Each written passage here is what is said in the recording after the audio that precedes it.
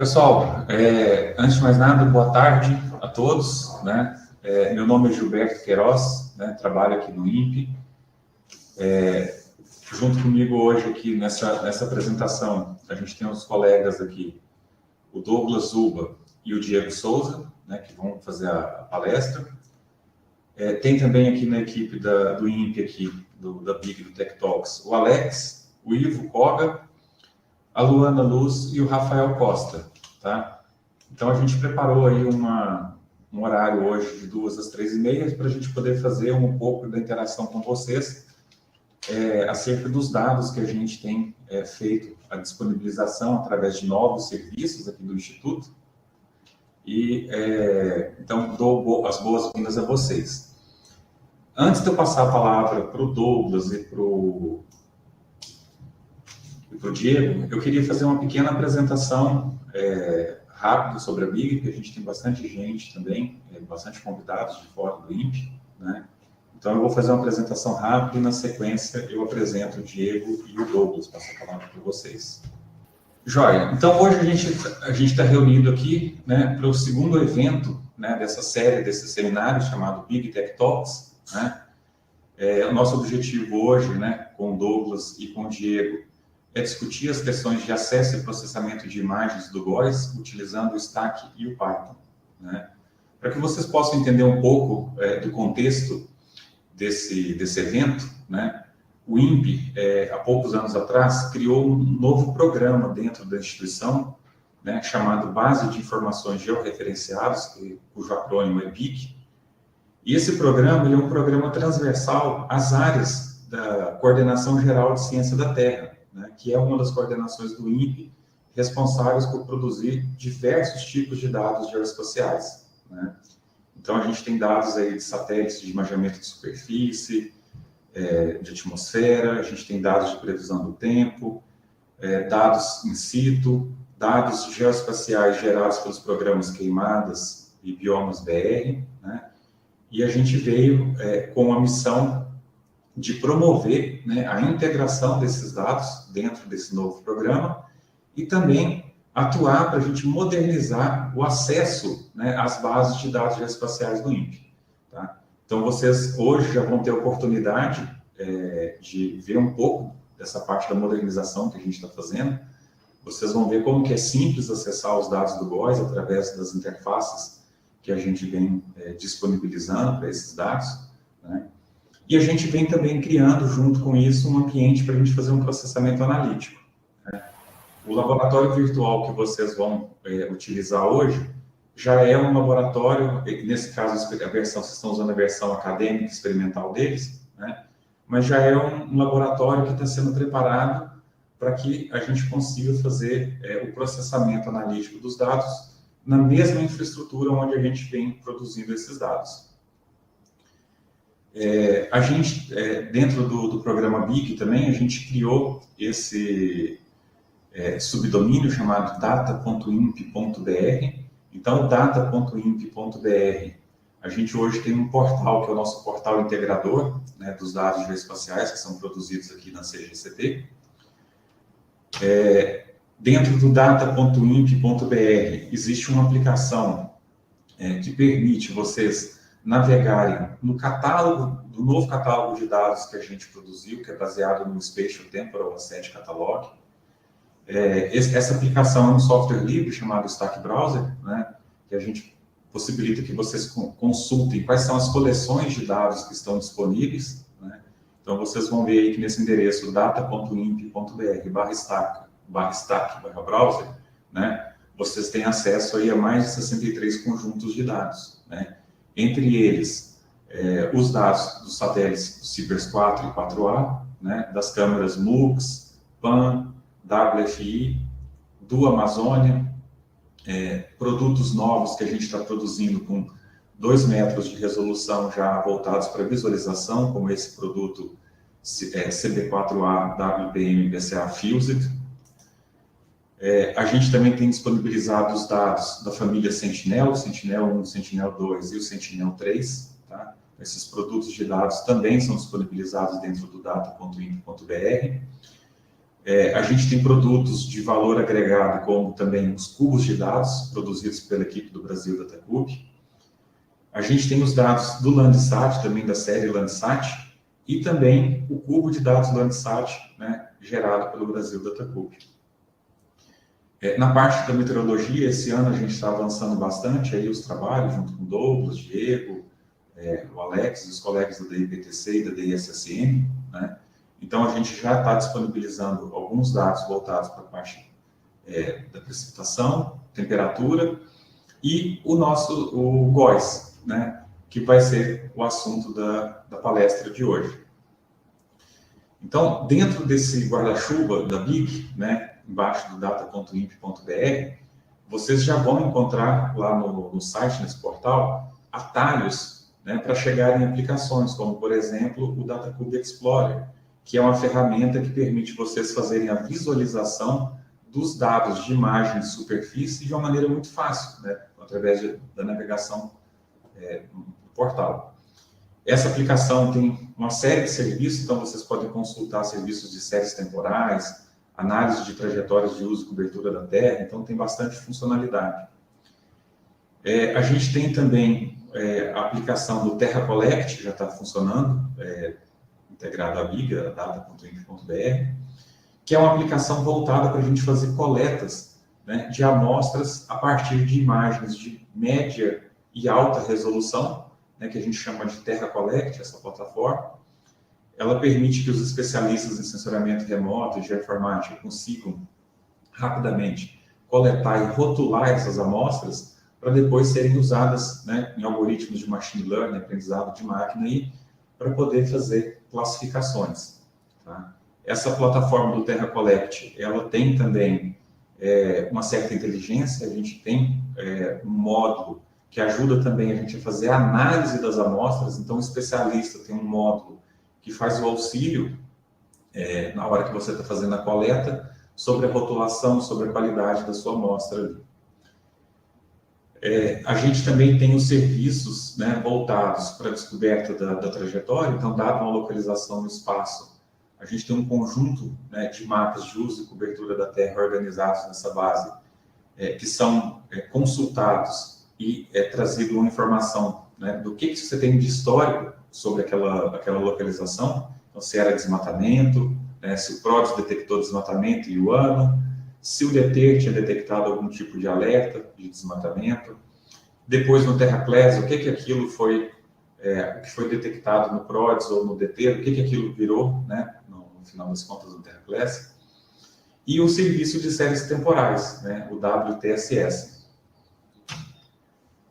A gente tem também uma interface de serviços baseados nos padrões OGC, do Open Geospatial Consortium, né, onde a gente fornece uma série de dados, tá? Desde mosaicos, né, Landsat, mosaico Sentinel, até produtos mais específicos, são os mapas vetoriais.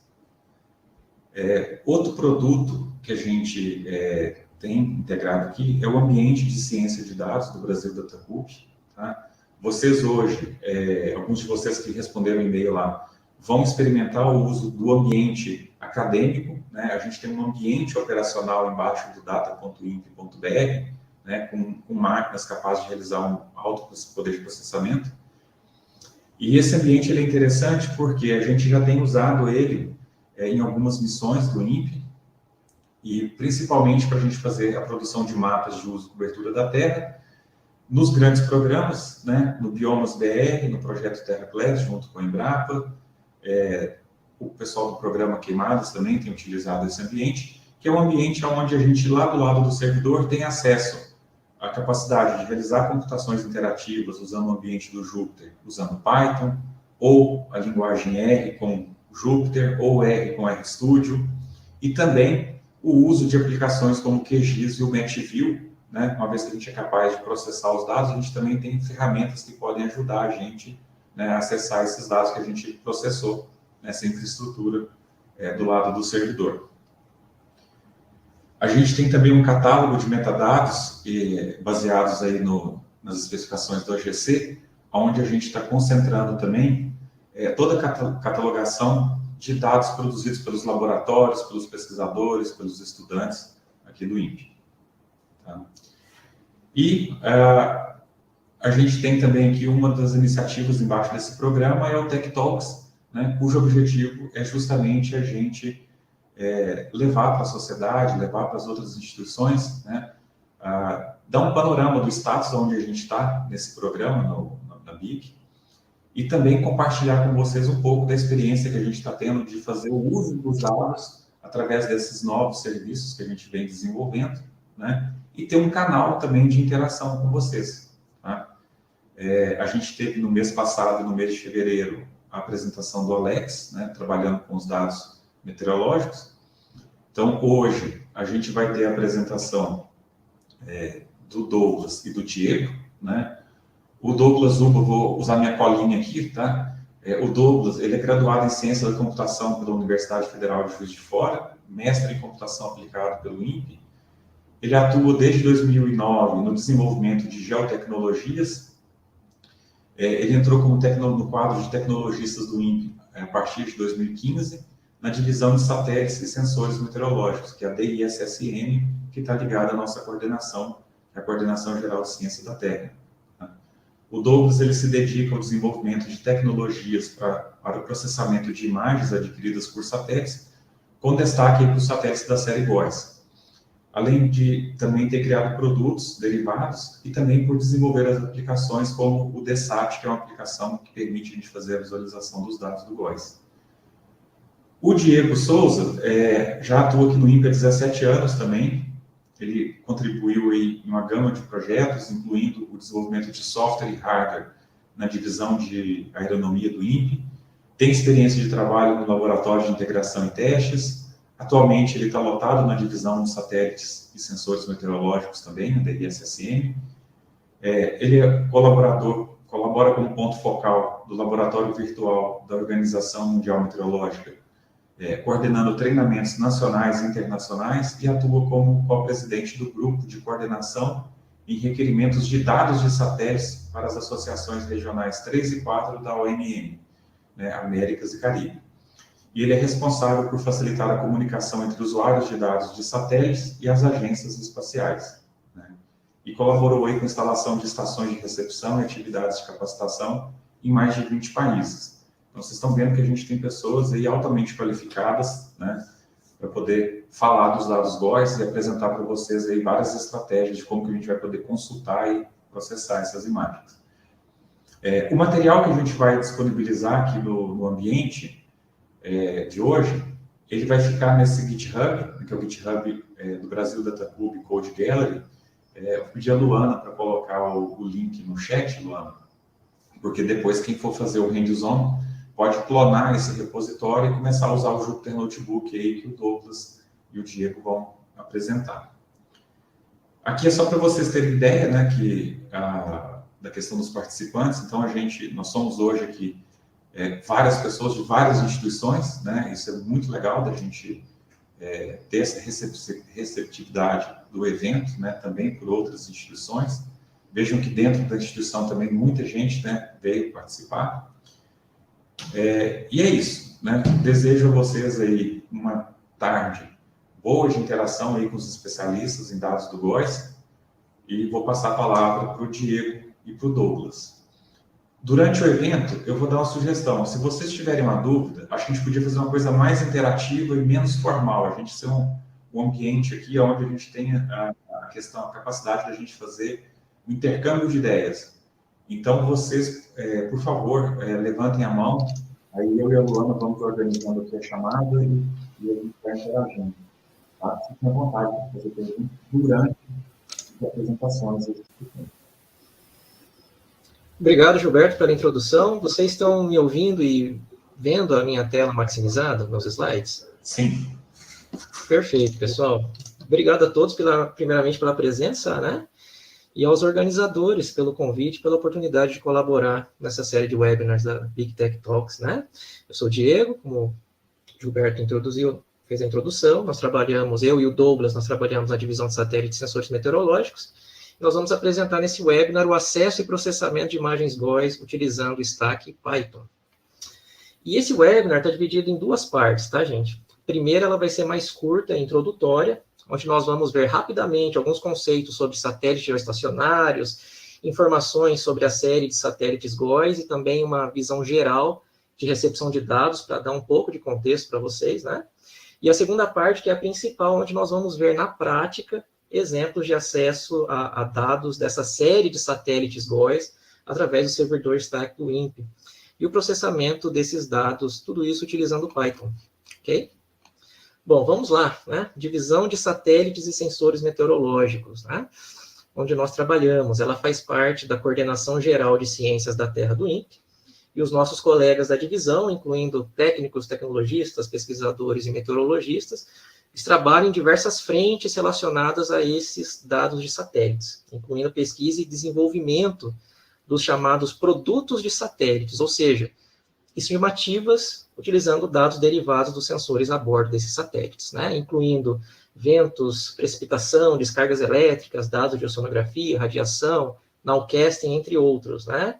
E também trabalhamos com desenvolvimento de sistema para visualização dessas informações e recepção e processamento de dados, que é o foco do webinar de hoje. E, além disso, a divisão, né, e o INPE são reconhecidos como um dos centros de excelência da OMM em treinamentos em meteorologia por satélite, né?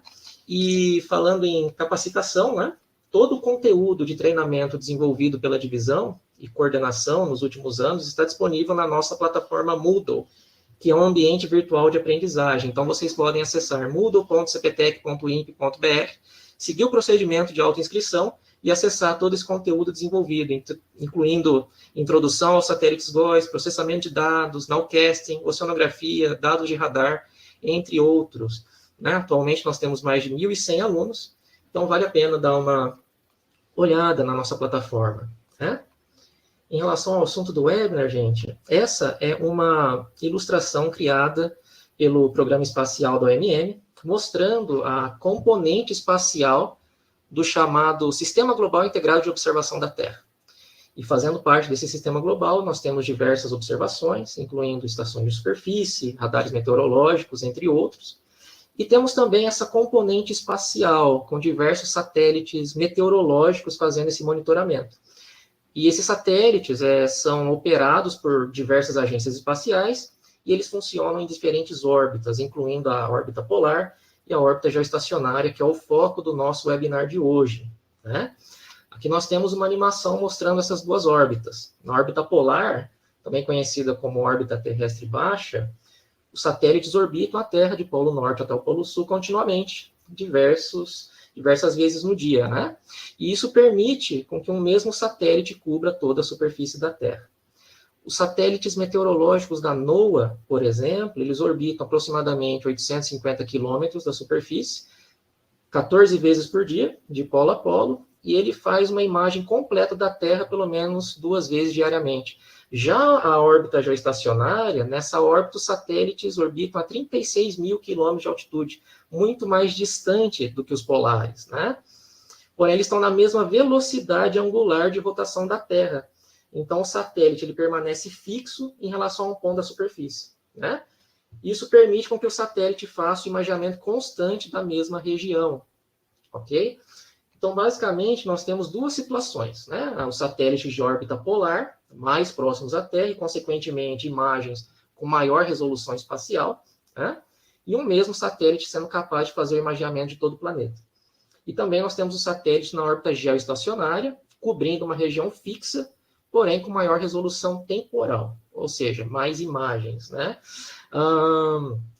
E toda essa constelação de satélites, em ambas as órbitas, elas proporcionam essa gama de informações diariamente, né? Uma vez um cientista da NOAA, ele fez uma analogia muito boa, né, na apresentação dele. Ele comentou que satélites polares são como ler um livro, ou seja, você tem mais detalhes. Já os geoestacionários seria como ver um filme, né? Você tem maior número de imagens, né?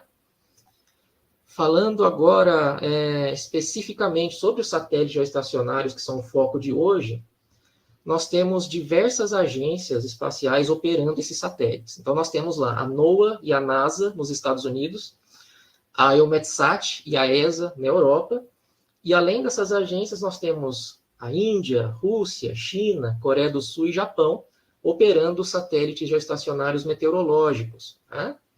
e desses satélites GEO, como são conhecidos, né? A nível global, nós temos 3 satélites cobrindo as Américas. 2 operados pelos Estados Unidos, que são os satélites GOES Oeste, mais à esquerda aí nesse slide.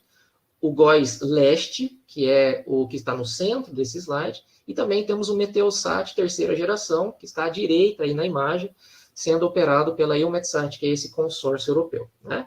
E esses 3 satélites fornecem imagens do disco completo, como é chamado, ou full disk, que são essas imagens da cobertura total do instrumento que faz o imageamento, cada 10 minutos, ok? Focando no satélite geoestacionário da NOAA, que são os mais utilizados nas Américas, nós temos 2 posições operacionais, conhecidas como GOES Oeste e GOES Leste. O GOES Oeste, ele cobre essa região à esquerda, né? E o satélite está posicionado em 135 graus oeste, né?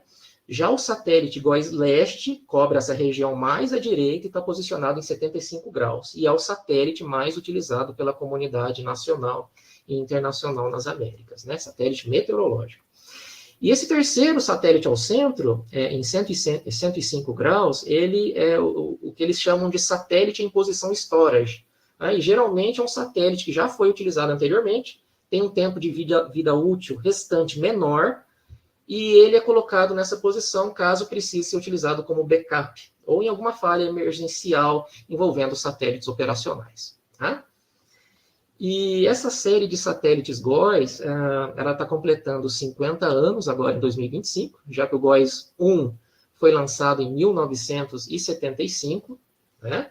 Então aqui nós temos uma linha do tempo com uma ilustração do que eles chamam de séries GOES, né? E até o momento nós tivemos 5 séries GOES, e cada série é composta de vários satélites que seguem uma mesma plataforma, digamos assim, em termos de tecnologia, né? E a geração atual, iniciada em 2016, é a série GOES-R, composta pelos satélites GOES-R, S, T e U, 4 satélites, também conhecidos como GOES 16, 17, 18 e 19. E funciona assim: durante o desenvolvimento até o lançamento, o satélite tem essa designação em letras, né? E aí, a partir do momento que ele entra na órbita geoestacionária, essa designação passa de letras para números sequenciais, ok?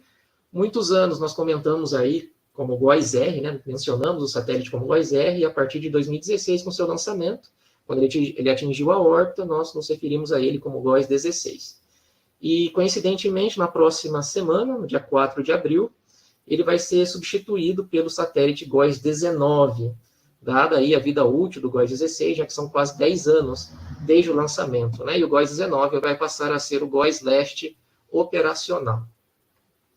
Aqui nós temos uma montagem feita pela NOAA com cada um desses satélites GOES, tá? Desde o GOES 1 até o GOES 18. E o GOES 1, como nós vemos aqui, ele foi posicionado sob o Índico a título de pesquisa, né? Mas a partir do segundo satélite em diante, eles já passaram a ocupar essas posições operacionais leste e oeste. Então, GOES 2, posição leste, 3 e 4, oeste, 5, leste, e assim sucessivamente. Até nós chegarmos na geração atual, que é o satélite da série, são satélites da série GOES-R. Ok?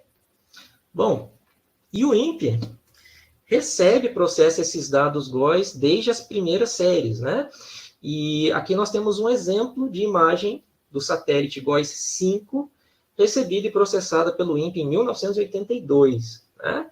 Então, nós recebemos imagens desde as primeiras séries até a série atual, que chama GOES-R, né? E falando em GOES-R, essa geração atual foi algo, ou é algo, né, revolucionário, porque foi um salto tecnológico enorme em relação às gerações anteriores, né? Nós passamos a ter mais instrumentos, o imagiador, que é o instrumento principal, ele possui bem mais canais, as resoluções espacial e temporal são muito melhores, né? E aqui nessa ilustração, por exemplo, nesse cubo, né? No cubo vermelho aqui, ele representa o volume de dados da geração anterior. Já o cubo amarelo é o volume de dados proporcionados pela geração atual, para vocês verem aí a magnitude do avanço, né? Por isso que diz aqui, game changing, né? Foi realmente um divisor de águas, né? Um salto enorme. 3 vezes mais canais, 4 vezes mais resolução e scans 5 vezes mais rápidos, entre diversas outras melhorias, né? Então, na geração anterior, nós tínhamos 5 canais cobrindo o Brasil a cada meia hora, e quando o satélite entrava em modo de scan rápido, ou rapid scan, como é chamado, né, sobre os Estados Unidos, nós tínhamos imagens somente a cada 3 horas sobre o Brasil. E hoje nós temos imagens de 16 canais cada 10 minutos, né, sobre o Brasil, sobre as Américas, né? E nos Estados Unidos a cada 5 minutos. E também ele tem 2 pequenas regiões de 1.000 por 1.000 quilômetros, que são conhecidas como setores de mesoescala, que eles fazem um scan a cada minuto. Então a NOAA desloca esses sensores, né, de acordo com a necessidade. Então foi um grande avanço tecnológico. Essa série ela possui 7 instrumentos, o imageador chamado ABI, com 16 canais, o sensor GLM, que é um mapeador de raios que proporciona dados a cada 20 segundos, entre outros sensores que monitora clima espacial, entre outras características, né? E para finalizar essa breve introdução sobre o GOES, nós já temos informações sobre a próxima geração de satélites geoestacionários, que vai se chamar GeoXO, né? Geostationary Extended Observations. Então, ele vai suceder o GOES-R e vai ser lançado em 2032. Nós vamos ter mais canais, 18 ao invés de 16. A resolução espacial e temporal vão aumentar. Então, por exemplo, canais que hoje têm 2 km vão passar para 1 km, canais de 1 km vão passar para meio quilômetro, e o canal visível de 500 metros vai passar para 250 metros. Né? E além do imageador de raios, nós vamos ter diversos novos instrumentos, composição atmosférica, um sondador no infravermelho, que é muito importante para assimilação de dados e modelagem.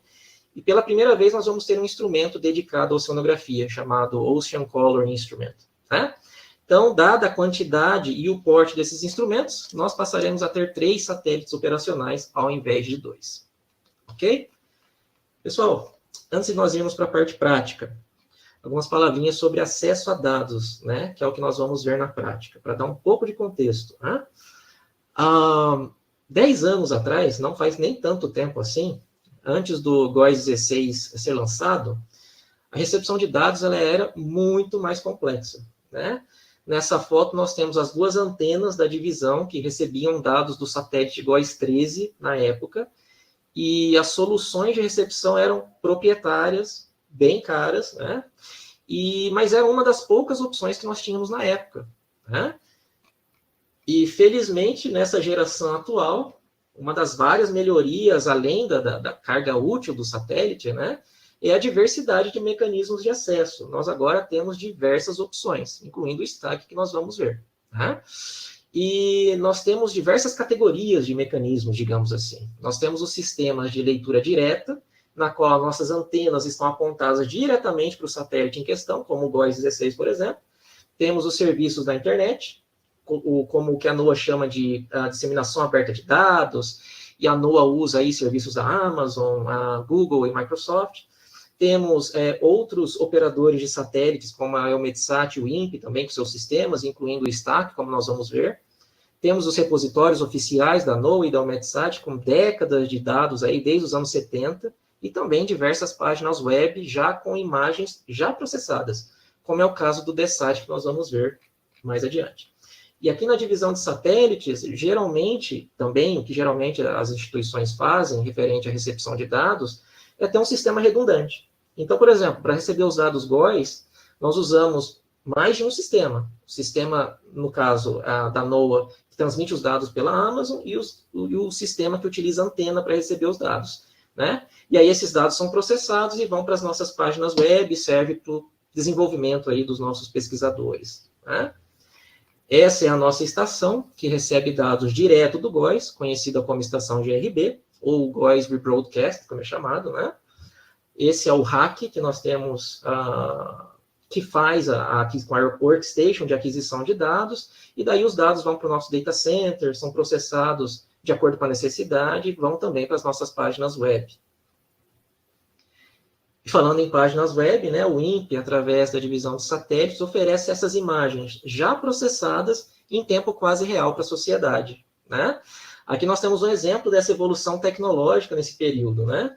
por exemplo, de 1996, com imagens estáticas do GOES 8 na época, né?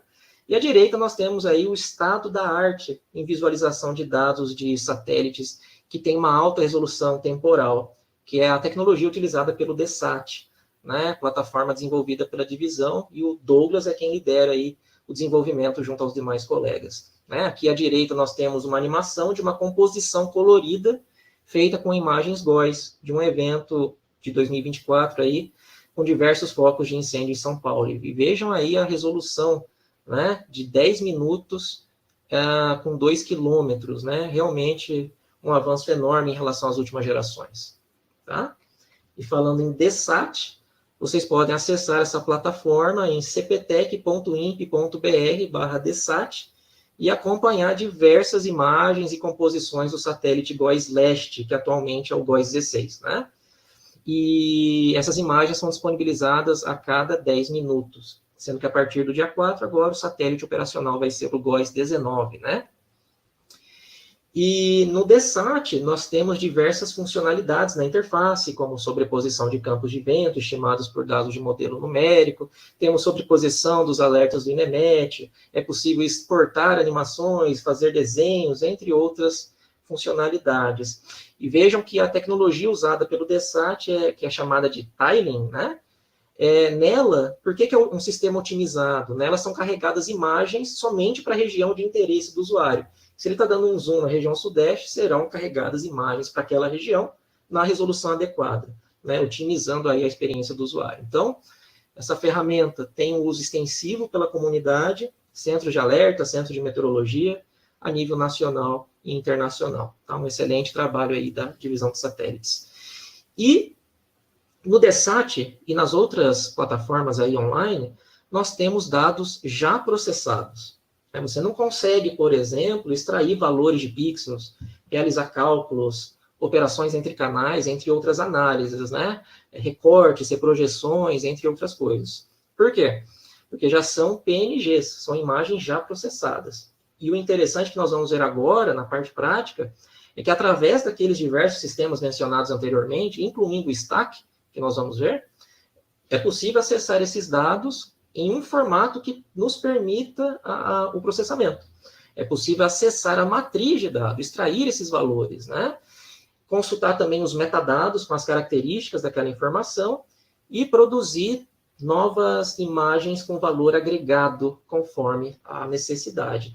Né? E para esse processamento existem diversas ferramentas, entre elas o Python, que é a linguagem de programação que nós vamos utilizar hoje na demonstração. Tanto para acessar essas coleções dos servidores STAC, do INPE, né, como para processar e gerar imagem de maneira customizada. Né? E algo interessante é que a quantidade, como vocês veem nesse slide, a quantidade de bibliotecas disponíveis para o processamento de dados de satélite, sejam já estacionários ou polares. Né? Então, as imagens do DESAT, por exemplo, são processadas utilizando parte dessas bibliotecas. Ok? Então, tá bom, gente, vamos lá?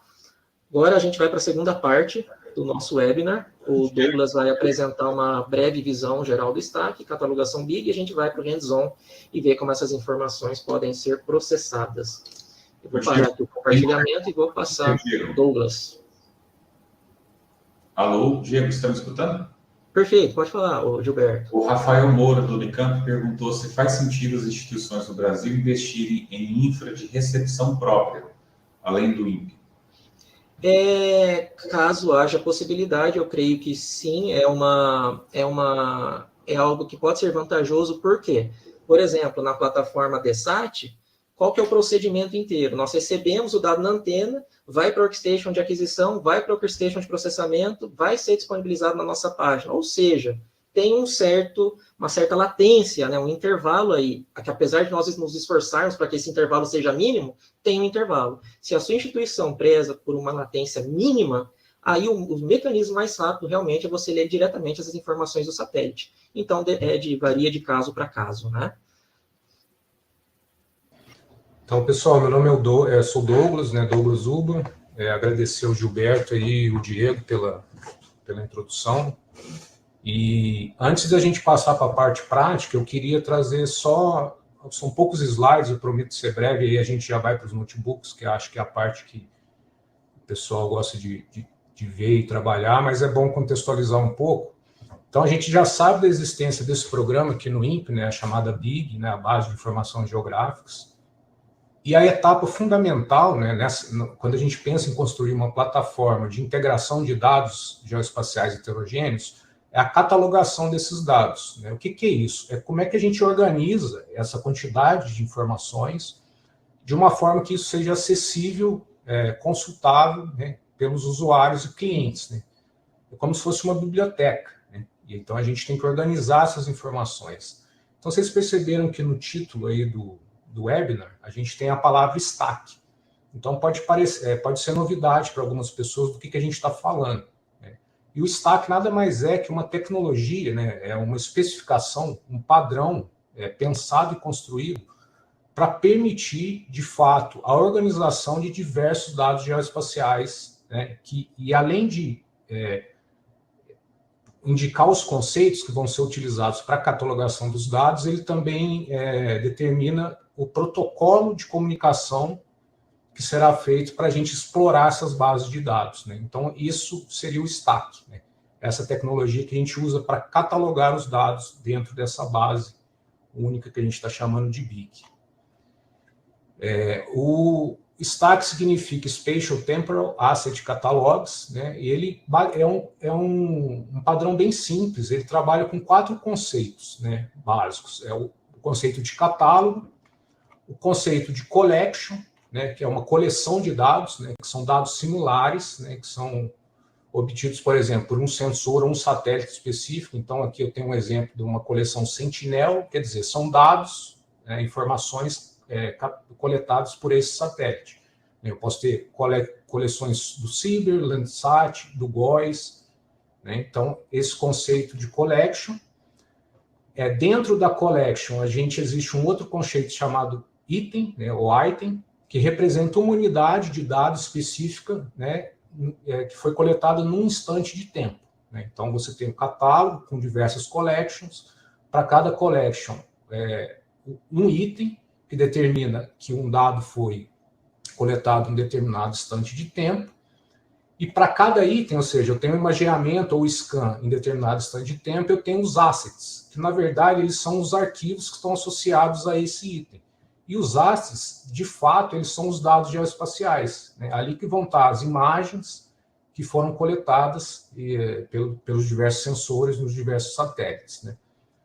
Então, a gente tem, no notebook, a gente vai explorar um pouco esses conceitos, mas a gente sempre tem que pensar que a gente conhece um catálogo, sabe da existência dele, a gente está interessado em explorar uma coleção e a gente recupera itens dessa coleção para depois processar os assets, que são os arquivos, né? Os ativos daquela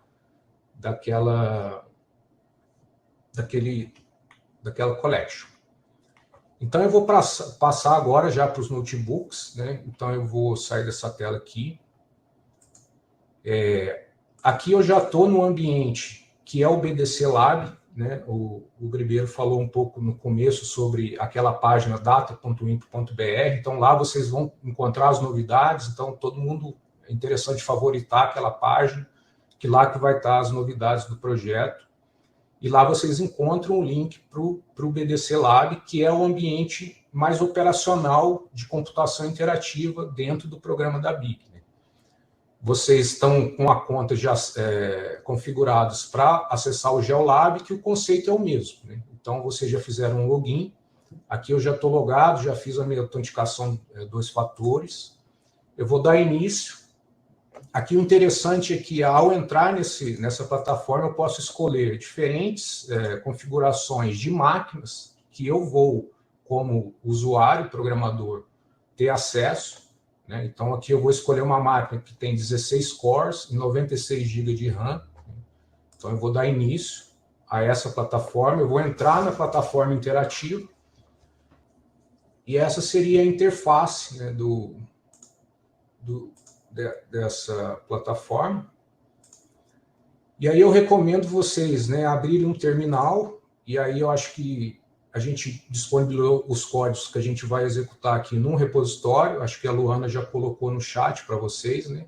Então vocês podem abrir um terminal e dar um git clone, né? a partir daquele repositório GitHub.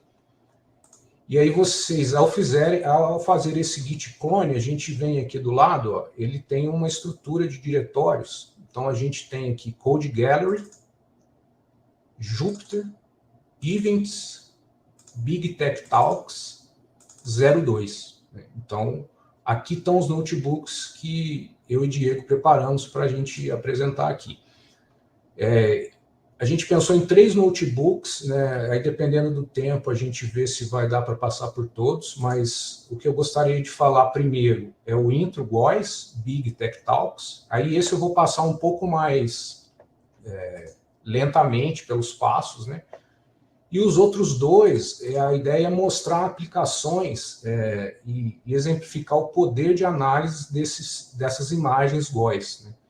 São 2 notebooks que tratam de eventos extremos que aconteceram o ano passado no Brasil. O primeiro aconteceu mais ou menos no meio do ano, que foi um evento de queimadas, né, no estado de São Paulo, que ficou conhecido como o Dia do Fogo, né? Não sei se o pessoal tem gente de São Paulo aqui, mas saiu na mídia também. Foi um dia de queimadas muito intensas em São Paulo. E o outro notebook cobrindo as chuvas intensas que ocorreram lá na região sul, né, no Rio Grande do Sul, em abril do ano passado. Então, eu peço para vocês, a gente vai se concentrar aqui no notebook de intro, né, que a ideia, né, tem um resumo, né, que a gente vai trabalhar com os conceitos do stack, que eu falei um pouco antes, né. E é basicamente o que a gente vai fazer. A gente vai passar a acessar o catálogo de dados, né, onde estão as imagens, e fazer uns processamentos básicos, né, de abertura do arquivo, né, entender um pouco como é que funciona esse fluxo, né, dentro desse ambiente de computação interativo aqui. Interessante falar porque, assim, quando a gente está acessando esse ambiente de computação interativa, a gente está em máquinas dentro aqui do parque computacional do Instituto. Então, a gente também elimina a necessidade do download dos dados, né? Porque as máquinas estão bem aqui perto dos dados, os dados estão armazenados aqui, então a gente faz o processamento nessas máquinas, né? Então, isso é outra vantagem dessa plataforma, que a gente elimina a necessidade do download dos arquivos por parte dos usuários, né? Aqui eu coloquei uma introdução, a ideia é também o notebook ser autocontido, né, que ele tem informações que outras pessoas consigam processá-los sem a necessidade do instrutor, né? Então, muitas das informações aqui já foram detalhadas pelo Diego de forma, né,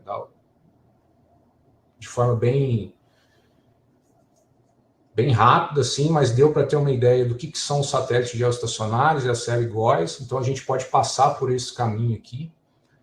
E aí, o que eu gostaria de falar é assim, vocês perceberam que a gente tem uma série de satélites, né, ao longo do tempo, GOES, e cada um ele tem um imageador, né, e esse imageador ele evolui em termos de especificações tecnológicas, né? Então, a gente tinha no GOES 13 5 canais espectrais, enquanto no GOES 16 a gente tem 16 canais espectrais, né? Então, a ideia aqui é que a gente tem que pensar que cada canal espectral desse ele é pensado para um tipo de aplicação, né? Então, quanto mais canais, a gente abre o leque de aplicações. Mas algumas básicas, por exemplo, a gente tem um canal visível, né, que pode ser usado para mapeamento de nuvem, a parte de superfície. Tem um canal que é o infravermelho janela, que a gente chama, né, que ele é muito voltado para análise de temperatura de topo de nuvens, rastreamento de sistemas convectivos. Então, a gente tem um sensor, o GOES 13, né, e o INPE recebeu esse dado ao longo de muitos anos. E o GOES 16, que é o atual satélite operacional, né, com 16 canais, e aí vocês podem ver aqui as principais aplicações, né, dá um exemplo da gama de aplicações que a gente consegue fazer com esses canais espectrais, né. Aqui o Diego falou também da parte da visualização, né? Então a gente tem uma plataforma hoje capaz de visualizar os dados do GOES, né, de forma interativa, né? Vocês percebem aqui a data, né? Essa imagem aqui é das 2h10, agora a gente está mais ou menos 2h40, então são imagens bem recentes, né? A gente pode navegar a partir dessa plataforma aqui. Só que o Diego chegou a comentar, essa parte da visualização, essa aplicação, ela tem um público bem específico, né? E é de fornecer para os especialistas, os usuários, as imagens já processadas, né? Então, se a gente for analisar aqui, a gente já pode aqui tirar algumas conclusões, né? Que nessa região existe uma nebulosidade, a gente pode fazer animações dessas imagens, né? Só que o que acontece? Muitas vezes os pesquisadores, os especialistas, né, eles desejam fazer aplicações mais elaboradas, ou seja, ter acesso aos dados brutos que foram de fato imagiados pelo satélite, né? Então, isso é uma outra vantagem da plataforma que a gente está mostrando hoje. Os usuários, especialistas de diferentes setores, instituições, eles podem acessar de forma mais moderna assim, e rápida as imagens e manipular dentro do ambiente de computação interativa os pixels, né? A matriz de pixel e os valores físicos que foram imagiados pelo satélite.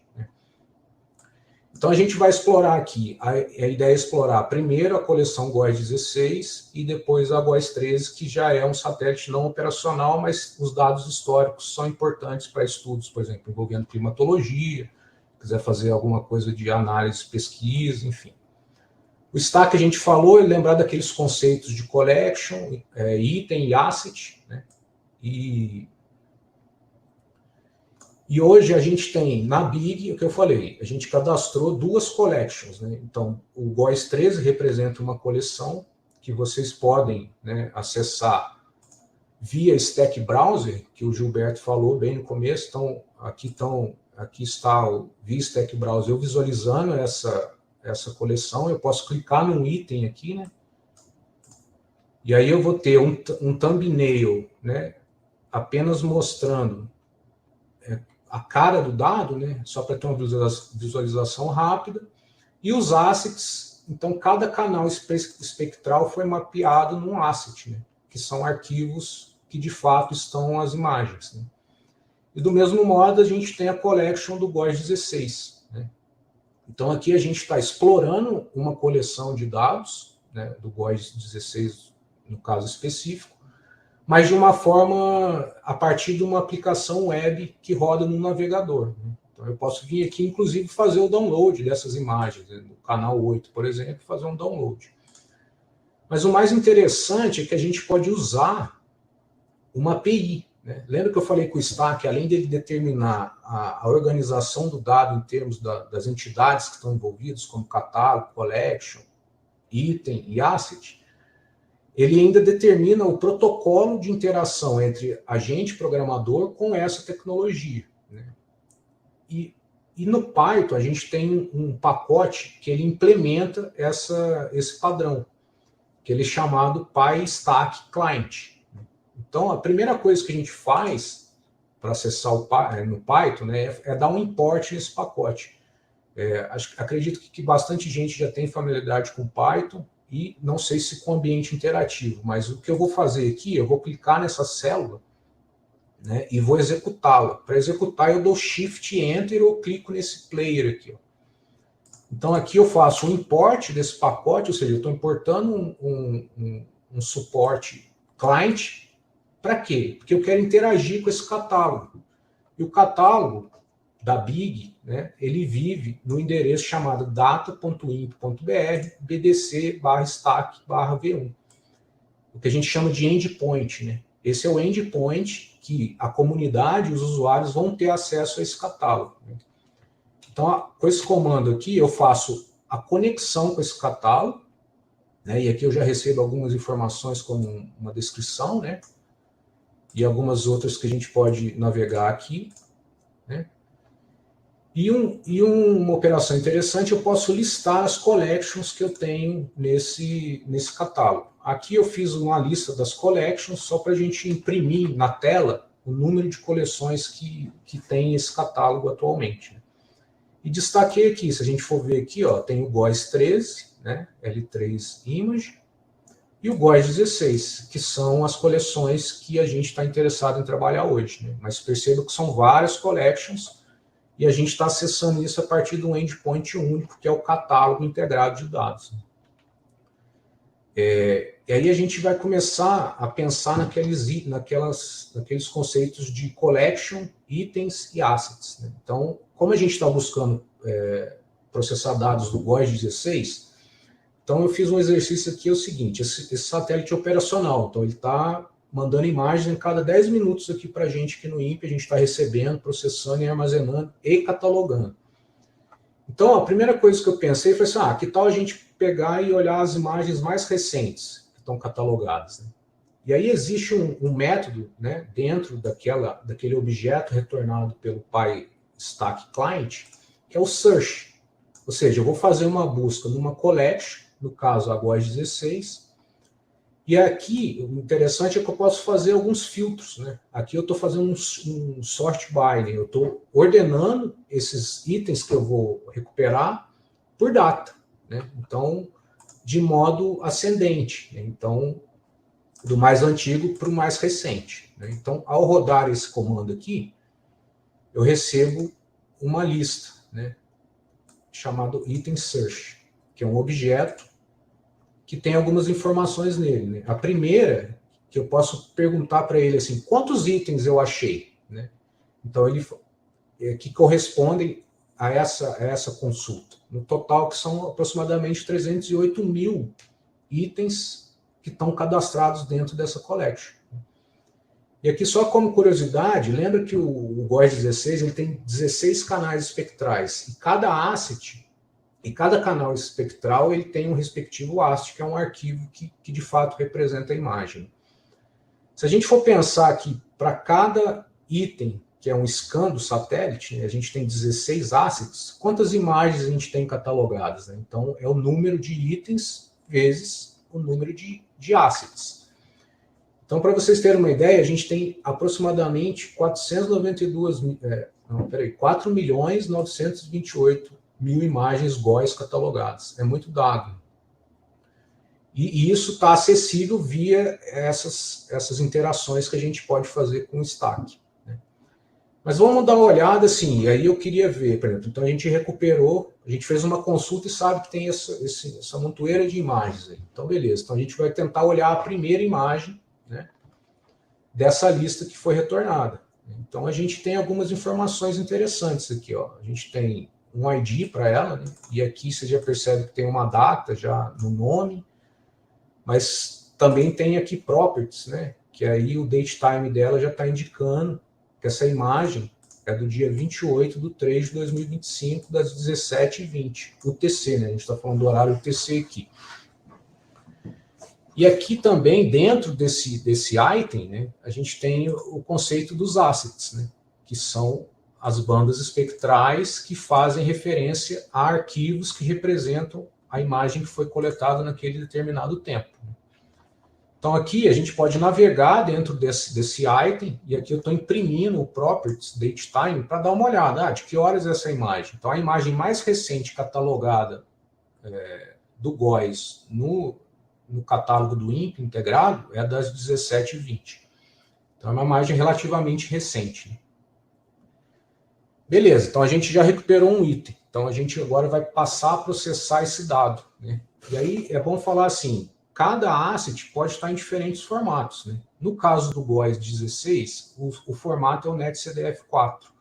Não sei se vocês já trabalharam com o NetCDF4, aqui deve ter pessoas que têm experiência, mas basicamente é um formato que a gente consegue armazenar dentro dele matrizes multidimensionais, né, que representam uma imagem, por exemplo, e além de outros metadados, né?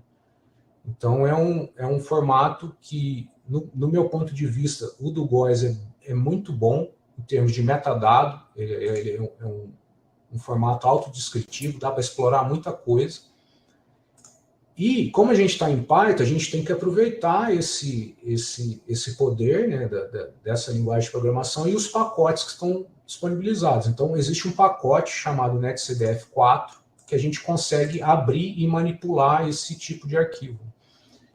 Então, aqui eu dou um import, aí eu passo a fazer referência ao href do asset, que quer dizer, qual o endereço, né, qual URL esse asset está armazenado. E aí eu vou fazer uma abertura desse arquivo usando o suporte Python. Então, Então, aqui, ao fazer essa linha aqui, eu abri esse objeto IR, que, na verdade, o IR é o NetCDF, que, se a gente for ver aqui, ó, eu consigo fazer um print desse arquivo, né, e o pacote é inteligente o suficiente para entregar informações de um modo que a gente consegue ler. Então, vocês percebem que são muito metadados, né, desde de quem é o responsável pelo dado, né, o tipo de produção, algumas keywords aqui, a data de criação, e o conceito importante no NetCDF são as variáveis, né? Então, vocês percebem aqui que tem uma série de variáveis. Especificamente, os pixels imagiados, né, a imagem que o GOES gerou para a gente, via o imagiador, ele vive nessa variável chamada CNI. Né? Então, isso aqui também fica como exercício, né? Explorar essas outras variáveis do GOES, desse arquivo NetCDF, para entender como é que a gente pode obter informações. Né? É muito rico, como eu falei, de metadados. Né? Mas se a gente for pensar na variável CNI, que representa os pixels, né, que foram mapeados, e aí a gente vai ter, por exemplo, fator de refletância para canais espectrais visíveis, ou seja, eles dependem da energia solar incidente para gerar uma imagem, e temos também os canais chamados infravermelhos, que eles não precisam da energia solar. Então, aí, a variável que a gente vai estar trabalhando é a temperatura de brilho, que a gente pode pensar que se aproxima, de fato, com a temperatura daquele corpo que foi imagiado. Então, se a gente for ver aqui a variável CMI, a gente já tem algumas informações interessantes aqui, ó. Né? Você tem a dimensão, por exemplo, 5.5424 por 5.424 pixels, 5.424. Então, isso já indica que essa variável é um array, é uma matriz 2D, né? Que é uma imagem de satélite. Né? Aqui tem outras coisas, por exemplo, a unidade, né, dos pixels dessa imagem, ela está em Kelvin, né? Então a gente está falando de temperatura, né, que está aqui. E aí uma pergunta, né, que outros valores importantes a gente pode encontrar dentro da descrição dessa variável? O interessante aqui é o tipo de dados, né, int16. Então ela está armazenada utilizando o tipo de dado int16, com scale e um offset, né, que na hora que a gente faz a leitura, a gente transforma isso em float, né, num ponto flutuante que vai dar mais detalhes da temperatura. Então a gente vai ter ponto flutuante dizendo a temperatura de pixels aquele pixel em determinada temperatura. Né? Aqui só uma nota, né, para as bandas de 1 km de resolução, né, isso é outra coisa. Os canais têm resoluções diferentes, espaciais, né, níveis de detalhe. Os canais, esse canal que a gente está trabalhando, que é o... Eu pulei um pouco, né, a gente está pensando no asset B13, que é o canal infravermelho, que a gente usa para ver nuvens, né, basicamente. Ele tem 5.000 por 5.000 pixels, mais ou menos. Né? E aí tem canais com resolução de 1 km, e a gente vai ter 10.000 por 10.000 pixels. Né? E a gente tem um canal no GOES 16 que tem 500 metros de resolução espacial.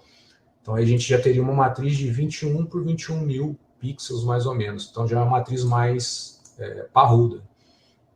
Então, se a gente for pensar, a gente tem que pensar isso. Né? Quando a gente vai fazer um plot de uma imagem que tem 500 metros de resolução, o poder computacional exigido é maior do que um plot de 1 km de resolução.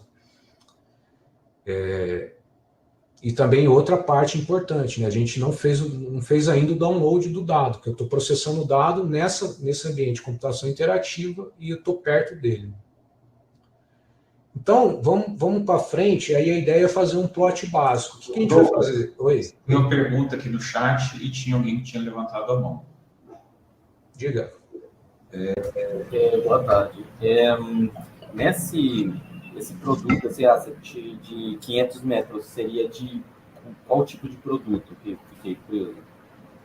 Imagino que os outros são, como você mencionava, outras variáveis, mas esse específico de maior resolução tem... Esse no caso, a gente chama de canal 2. Ele está no vermelho, né, no espectro eletromagnético vermelho. Então, ele é um canal visível. Se a gente for ver no DESAT aqui, seria esse canal aqui, ó, que é um canal visível, e por ser visível que eu falei, por exemplo, onde não tem incidência solar, você não tem imagem. Então, se a gente dá um play aqui, vocês percebem que o Sol está, né, tá orbitando aqui, e aí a imagem vai sendo gerada. E 500 metros de resolução seria isso, né? A gente tem esse nível de detalhe das nuvens. Por exemplo, aqui dá para ver, inclusive, um rio, né? Então, seria essa é a matriz, a maior resolução espacial que o GOES oferece. Beleza? Beleza, obrigado. Tá. Então aqui a gente está olhando o B. Do Matheus Ruiz. O Diego já respondeu aí. Pode seguir? Então tá, vamos lá. E aqui eu estou usando o canal 13, né?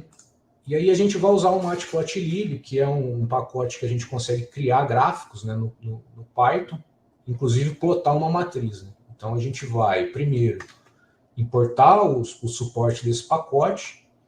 E lembram da variável CMI? Né? A partir desse operador aqui, ó, eu consigo obter um NumPy array. Né? Para quem não sabe, o NumPy é um pacote Python que permite, né, e dá suporte para manipulação de arrays multidimensionais. Né? Então, é muito usado na área, vale a pena conhecer um pouco. Né? Então, quando a gente fez esse comando aqui, de fato, eu li os pixels daquele asset. Então, a gente tem aqui uma matriz de 5.424 pixels por 5.424, né? E agora, o interessante, né? Eu já tenho a matriz em memória e eu quero usar um suporte do Matplotlib para visualizar essa matriz. Aí eu vou usar um método chamado ImShow, né? ImageShow. Eu passo uma matriz para ele de pixels, alguns valores de Vmin e Vmax, que é para ajustar a rampa de contraste que vai ser exibida aquela imagem, e uma paleta de cores também. Né? No caso aqui das imagens desse canal em especial, a gente tem o padrão de representar temperaturas frias com a cor branca e temperaturas quentes com a cor escura, só que como é uma escala de cinza, né? Então a gente está definindo como é que a gente vai visualizar os pixels usando essa escala de cores, né? Então aqui o comando né, eu dou um ImageShow passando pixels, né, e eu vou fazer uma rampa de contraste aqui entre 190 Kelvin e 327, ou seja, 190 Kelvin vai ser representado pelo totalmente branco e 327 Kelvin vai ser representado pelo totalmente preto. Né?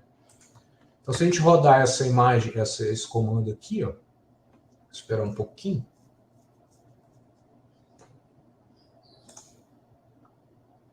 A gente tem o plot da matriz, né, que é aquele full disk que o Diego mostrou em vários processos ali durante a apresentação dele.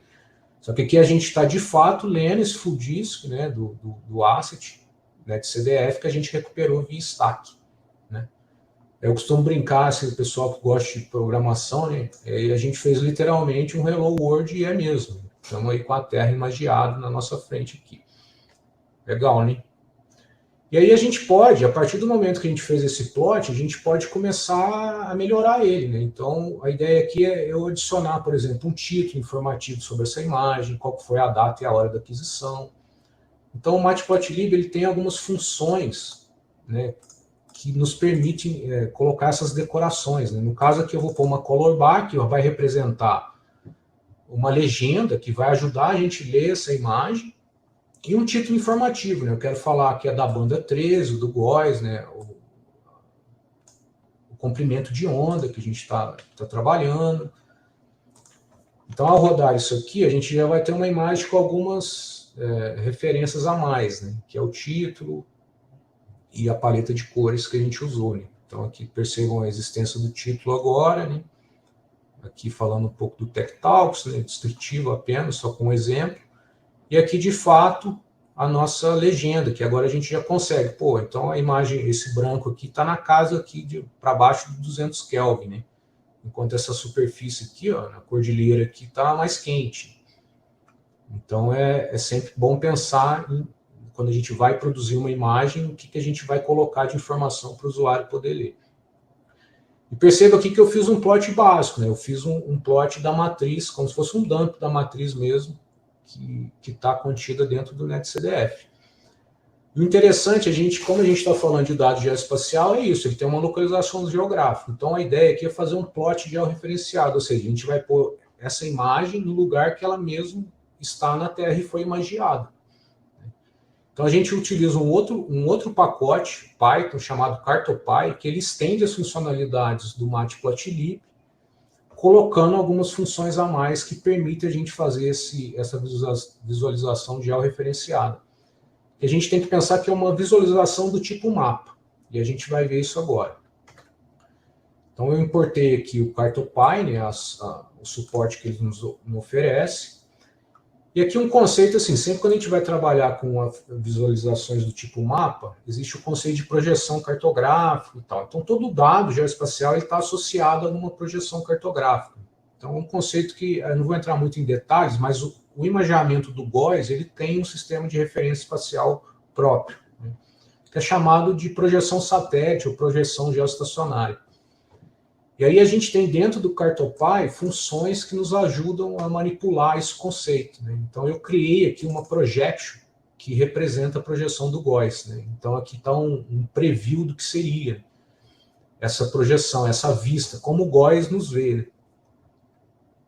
E aí um outro conceito é o extent da projeção, né? Que são as coordenadas que delimitam aquela projeção.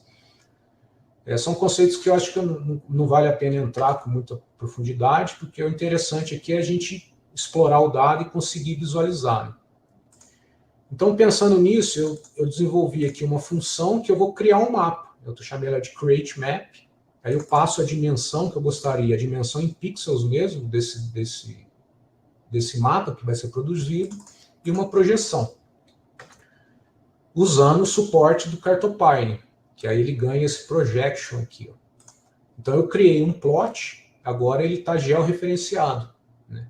Então a gente vai passar a visualizar a mesma imagem GOES de modo georreferenciado, com a capacidade que eu consigo agora adicionar algumas referências espaciais que me localizam, por exemplo, as fronteiras dos países. Então se a gente rodar essa célula aqui, ó, vocês vão perceber que a imagem ganha agora referências de países, né? Então a gente geolocalizou essa imagem no globo terrestre, né? Então o nosso país aqui está bem, dá para a gente ver, né, a nebulosidade onde está incluída aqui. Aqui tem uma área bem quente aqui no Nordeste, né? Então a gente já começa a nomear os lugares aqui de uma forma mais, né? E aqui o interessante, né, que eu coloquei aqui para a gente pensar um pouco, né? A gente tem uma matriz NumPy Array. A gente tem um NumPy Array. E para quem tem experiência com Python, sabe que a gente pode começar a manipular essa matriz em memória com vários pacotes, né? E aí, eu fiz um exercício aqui para a gente dar uma pensada. Eu estou usando essa função aqui, ó, masked_where do NumPy. O que eu estou fazendo aqui? Eu estou pegando a matriz de pixels que está em temperatura de brilho e estou falando assim, ó, tudo que for maior ou igual a 250 Kelvin, que equivale a mais ou menos 23 graus Celsius, menos 23 graus Celsius, né, tipo uma temperatura bem fria, eu vou mascarar, ou seja, eu vou jogar fora esse valor de pixels e vou ficar só os que estão abaixo de menos 23 graus Celsius. Então, aqui, de forma bem simples, o que eu estou fazendo? Eu estou falando assim, eu estou fazendo um detector de nuvens, né, ou de regiões frias dessa imagem. Ou seja, eu joguei fora pixels quentes e mantive os pixels frios. Com uma operação simples aqui, ó, usando o NumPy.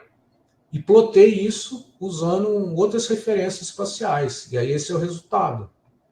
E aí eu já sumo com aquela informação da superfície, que no meu caso aqui, o que eu quero é as nuvens, e aí eu já tenho um processamento básico dos pixels que estão naquele NetCDF imagiado, gerado pelo GOES.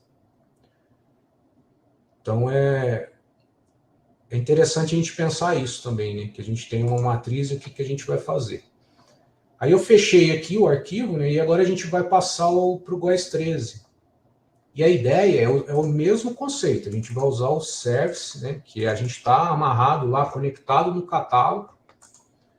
E aí a gente vai fazer uma consulta por data, né? O stack ele permite isso, né? O search ele ganha um parâmetro date time. É possível a gente especificar um date time.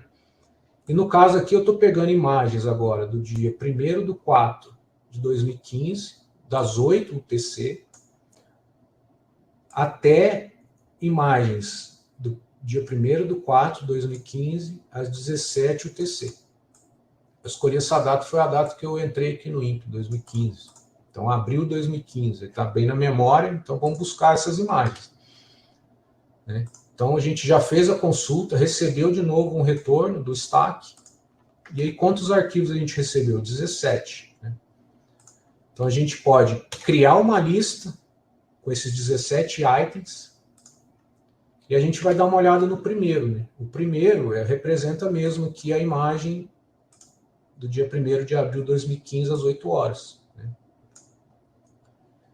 E aí lembrar que para cada item dessa lista, a gente tem um asset, que é um arquivo que representa a imagem. Então eu dou um print aqui, só para vocês verem. Então para cada date time que eu busquei, eu tenho uma URL que indica onde está essa imagem. Né? No caso do GOES 13, eles são imagens históricas. Né? Então a gente não catalogou o full disk, né? O dado inteiro. A gente catalogou ele de modo pós-processado.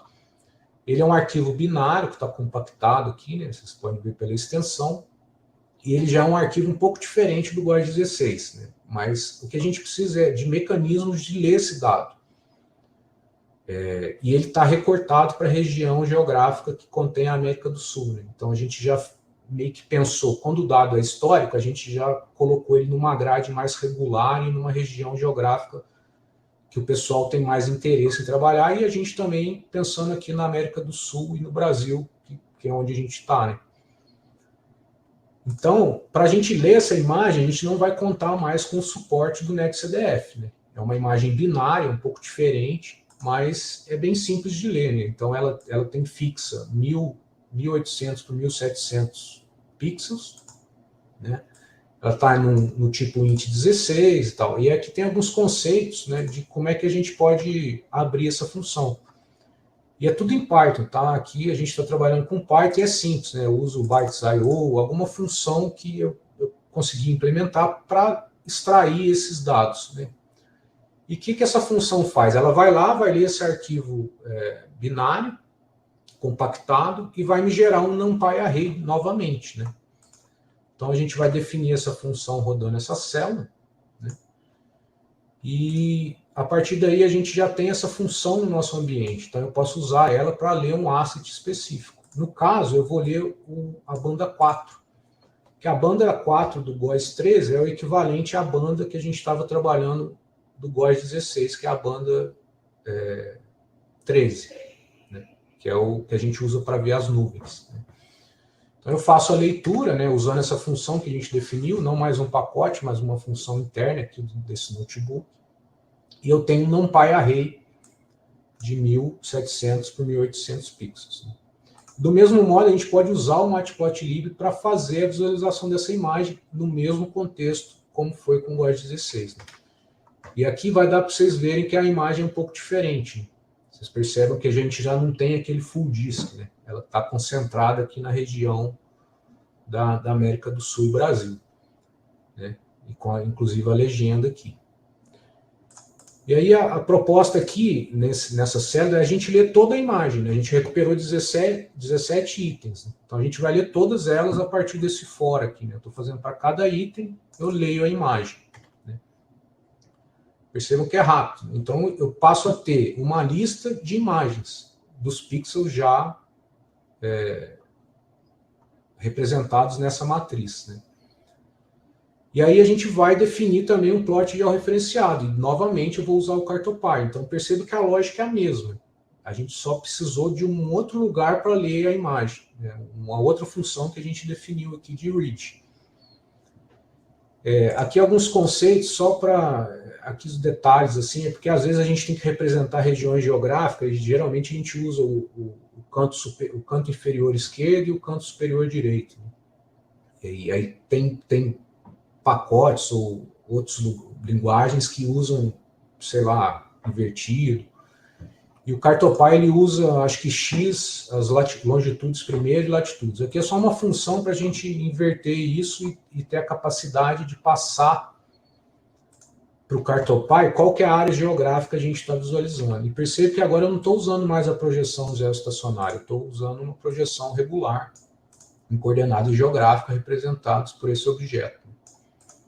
Então, quando a gente visualiza, a gente ganha também, novamente, o georreferenciamento, né? A gente geolocaliza essa imagem e aí a gente consegue, pô, nesse dia aqui, cheguei no INPE, estava pouco nebulosidade, vamos dizer assim. Quer dizer, poderia explorar mais essa imagem, mas já nos indica que, pô, Nordeste aqui não tinha nebulosidade. E agora, para a gente já ir fechando esse notebook, é interessante que o Diego comentou e que a parte mais legal dos satélites geoestacionários é a alta resolução temporal. Como ele está parado em relação à Terra, ele consegue imagiar com muita frequência temporal, ou seja, imagens a cada 10 minutos, que é a do GOES 16. No caso do GOES 13, acho que variava de 15 a 30 minutos. Né? Então, o que a gente quer fazer aqui? A gente quer pegar essas 16 imagens e fazer uma animação para ver o que estava acontecendo, qual que era a dinâmica da atmosfera naquele período. E aí, de novo, o Matplotlib, ele tem um módulo, um submódulo chamado Animation, que aí a gente pode passar os arrays, as imagens que a gente tem, de uma forma mais dinâmica, e gerar a animação, né? Então, isso está contido nesse código aqui, né? Basicamente, a gente faz o plot com o Matplotlib, do mesmo jeito que a gente fez nas imagens estáticas, né? Só que a gente usa um método que é o update. Então, para cada interação, eu atualizo o array com um novo array de pixels. Né? Basicamente, é isso que essa função está fazendo. Então, vou rodar ela aqui. Ó. Então, vocês percebem que eu vou plotar cada imagem que está contida naquela lista.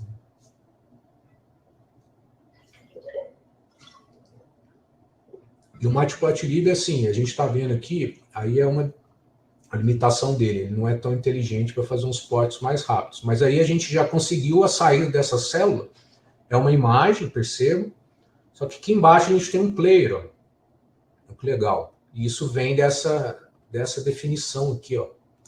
RC Animation JS HTML, que é o JavaScript HTML, que ele já entrega para a gente um player. Então, se a gente colocar aqui, ó, a gente já consegue ver a dinâmica da atmosfera, como é que estava nesse dia 8 de abril de 2015.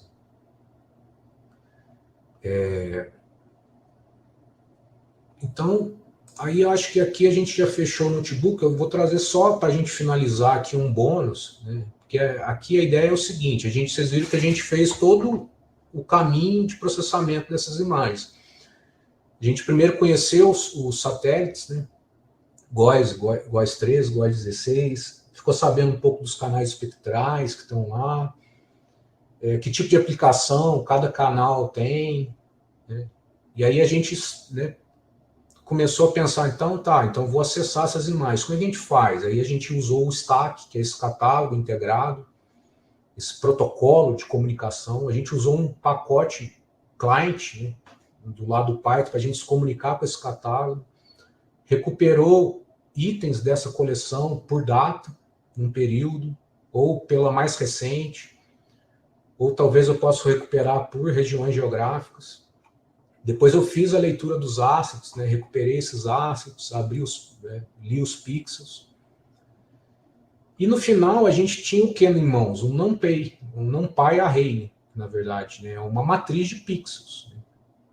E o que é a ideia aqui? Então, esse é o primeiro passo, né? A gente disponibilizar ferramentas para a gente explorar o catálogo de dados que a gente tem aqui. E o que a gente pode fazer com isso? Aí depende da aplicação de cada um. Como a gente tem um array de pixels, né, eu posso, por exemplo, fazer um mascaramento dos dados, que foi aquele exemplo básico da detecção de nuvens.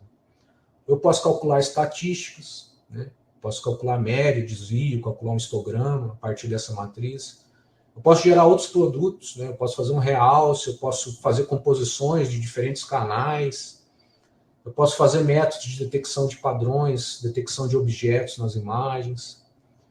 Uma coisa está em alta, eu posso usar essa matriz para alimentar um pacote de machine learning, deep learning, fazer uma visualização interativa.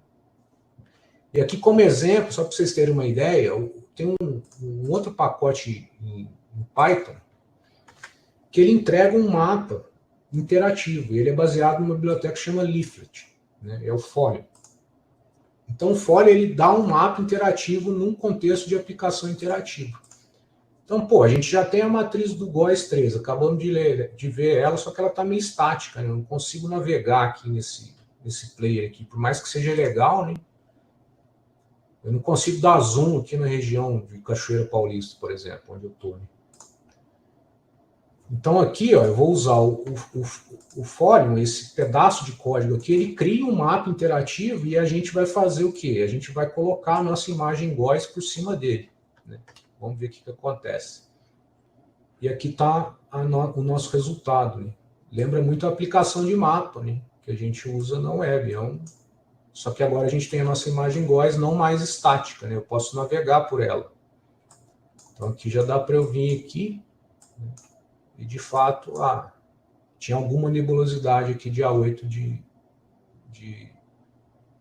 1º de abril de 2015. Então é isso, eu vi a hora aqui. Acho que deu um tempo. Eu acho que a gente não vai conseguir explorar os outros notebooks. Né? Só dar um overview aqui. Aqui fechou. Né? Acho que era esse que eu queria entregar, por isso que eu falei que ia passar bem devagar por esse. Não foi tão devagar assim, eu pulei alguns trechos, mas os notebooks, como eu falei, são autocontidos, vocês podem acessar depois, olhar com mais calma. E esses daqui, como eu falei, né, a gente faz uma exploração de uma aplicação para visualizar as imagens GOES, nesse caso dos focos de calor que aconteceram no dia do fogo. Então, os conceitos são os mesmos, a gente vai usar o Python, né, para acessar o catálogo. A gente cria aqui as funções que a gente construiu no outro mesmo de suporte. E o interessante é o dia do fogo, né? Ele aconteceu dia 23 de agosto, então a gente já tem uma data específica que a gente quer buscar, né? 23 de agosto de 2024. Né? Então aqui o mesmo conceito, eu usando o service, o search do service, né? Do stack, eu já vou atrás de imagens do dia 23 de 8 de 2004, das 13 até as 19 horas. Né? Aí eu faço a consulta, eu vou ter 37 imagens, crio a lista, né, desses itens.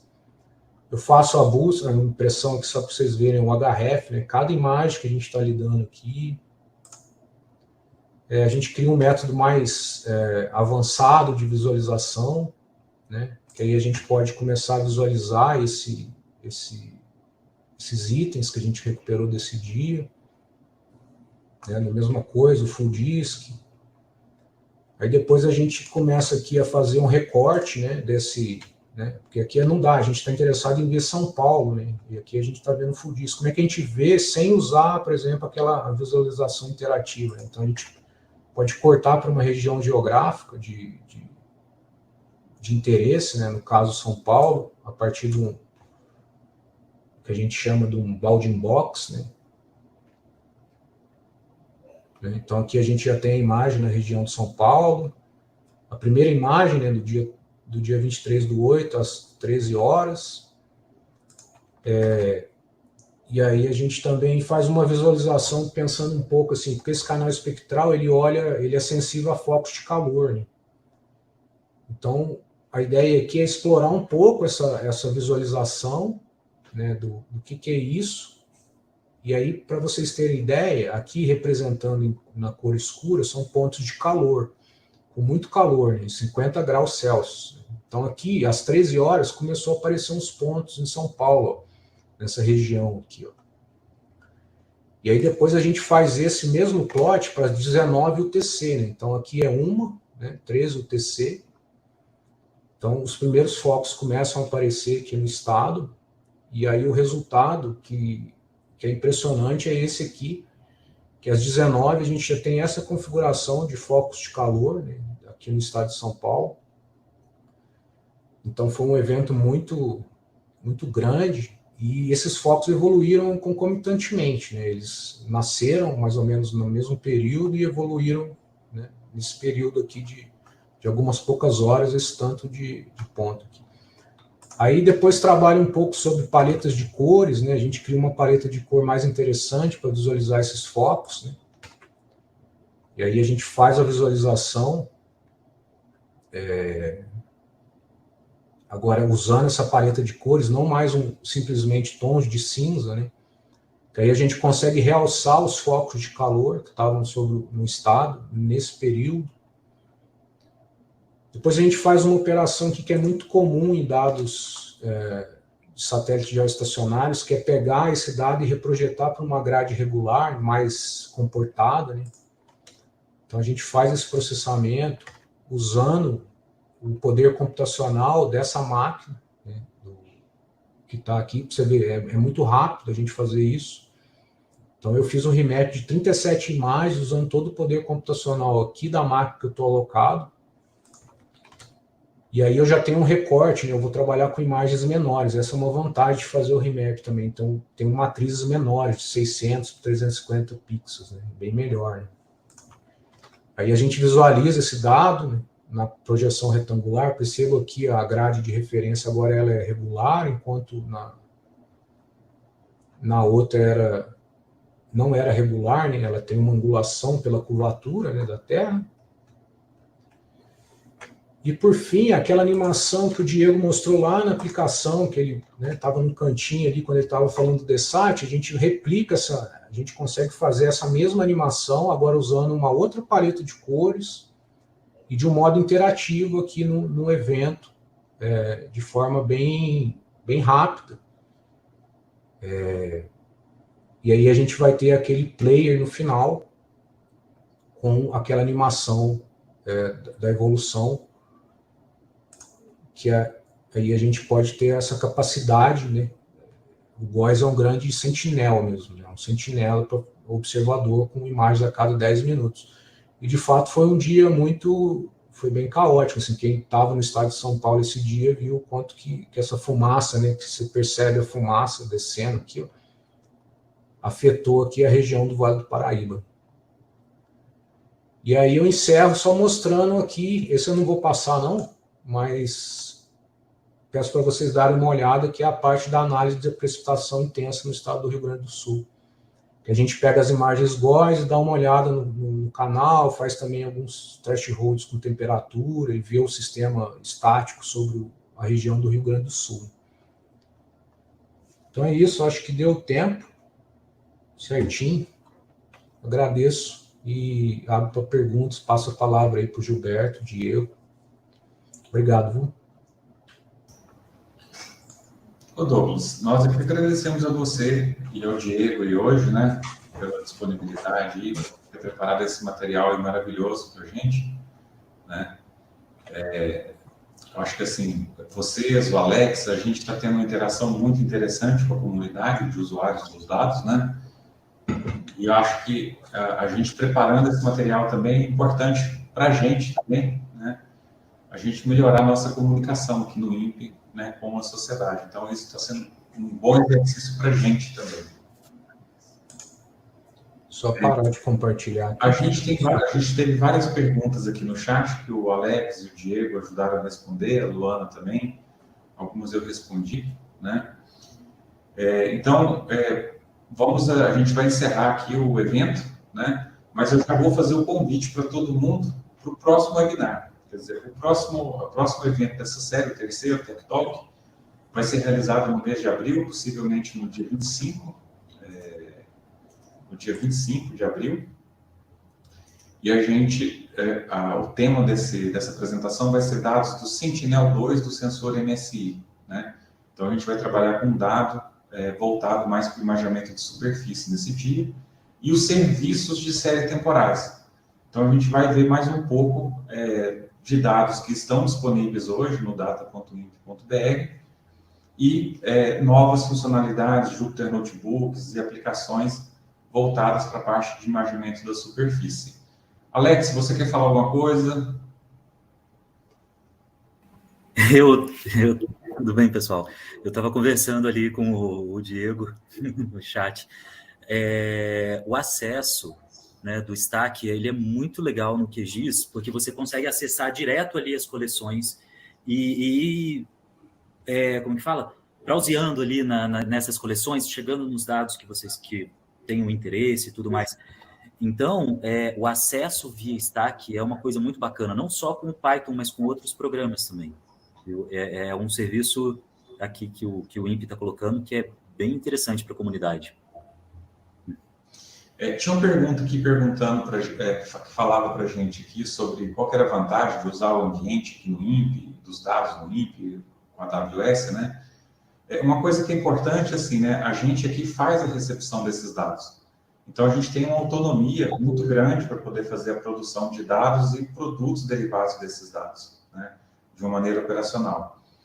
E a outra coisa é que a gente fazendo o uso desse dado junto com a infraestrutura computacional, né, com capacidade de processamento, que é o que vocês estão vendo aí no BDC Lab, ou nos supercomputadores que a gente tem aqui na infraestrutura, né, a gente tem capacidade de fazer e atender várias demandas aí da sociedade. Então, é diferente da gente ter esses dados na AWS e baixar para cá. O Diego talvez pudesse responder, Diego, se tem diferenças na questão dos dados que são depositados na AWS em relação ao que a gente tem aqui disponibilizados. Mas em termos de autonomia e tudo mais, para a gente é muito mais interessante a gente ter esses repositórios aqui. Perfeito. Os dados, na prática, o arquivo é o mesmo, né? Mas essas vantagens que você listou tornam o acesso via Stack muito mais vantajoso. Você não precisa baixar o arquivo, você consegue trabalhar diretamente, como o Douglas mostrou, você acessa o asset que você deseja e já trabalha com esses dados em memória. Então, tem as suas vantagens, né? Joia. Então, fica aqui o convite para todos. Eu vou encerrar a gravação. Se alguém quiser conversar com a gente aqui também agora, vou só interromper a gravação. Diego, você consegue interromper para a gente? Consigo. Por favor.